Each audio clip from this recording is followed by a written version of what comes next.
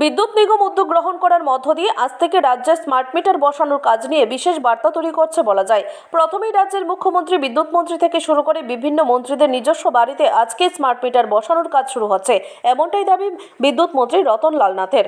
এরপর পর্যায়ক্রমে বিদ্যুৎ নিগমের যারা বিভিন্ন স্তরে কাজ করছেন তাদের প্রত্যেকের বাড়িতে স্মার্ট মিটার বসানোর কাজ সম্পন্ন হওয়ার পাশাপাশি রাজ্যের 10 লক্ষাধিক বিদ্যুৎ গ্রাহক যারা রয়েছেন প্রত্যেকের বাড়িতেই দ্রুততার সাথে স্মার্ট মিটার বসানোর কাজ শুরু হচ্ছে, এমনটাই দাবি মন্ত্রী রতন লাল নাথের। এই বিশেষ উদ্যোগ সম্পর্কে মন্ত্রীর স্পষ্টীকরণ হচ্ছে, এই স্মার্ট মিটার কার্যত সাধারণ মানুষের উপকারে আসবে। বিশেষ করে ভোক্তাদের বাড়িঘর যখন বন্ধ থাকে তখন যারা মিটার রিড করতে যান তারা অনুমান করে বিল করেন, যার পরিপ্রেক্ষিতে অনেক সময় কম বিল বা বেশি বিল কিংবা সারপ্রাইজ বিলের সমস্যার সামনে আসে। স্মার্ট মিটার বসানোর পর এই প্রকারের সমস্যা থাকবে না, এমনটাই দাবি রতন লাল নাথের। এর মধ্যেই সারা রাজ্যে 10 লক্ষের উপরে গ্রাহক রয়েছে, বিদ্যুৎ গ্রাহক।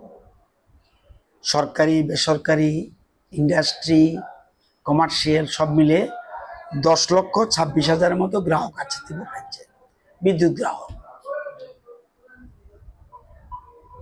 এর মধ্যে প্রায় 90,000 গ্রাহক স্মার্ট মিটার বসিয়ে ফেলেছেন। আজকে থেকে মাননীয় মুখ্যমন্ত্রীর বাসভবন থেকে শুরু হবে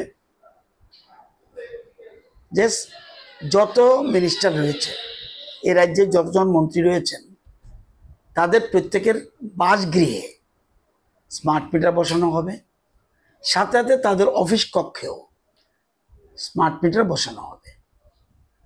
আজকে থেকে মন্ত্রীদের শুরু হলো। ধীরে ধীরে যত সরকারি কার্যালয় আছে আমরা চেষ্টা করব 10 দিনের মধ্যেই যত সরকারি কার্যালয় আছে সব জায়গায় স্মার্ট মিটার বসানোর কাজ শেষ করার জন্য, এবং 7 দিনের মধ্যে 2700 বিদ্যুৎ নিগমের কর্মচারী আছে, 2700 প্রত্যেকের বাড়িতে, অনেকের বাড়িতে হয়ে গেছে, যারা বাকি আছে এই 2700 কর্মচারীর বাড়িতে এটাও স্মার্ট মিটার বসানোর কাজ শেষ করবে।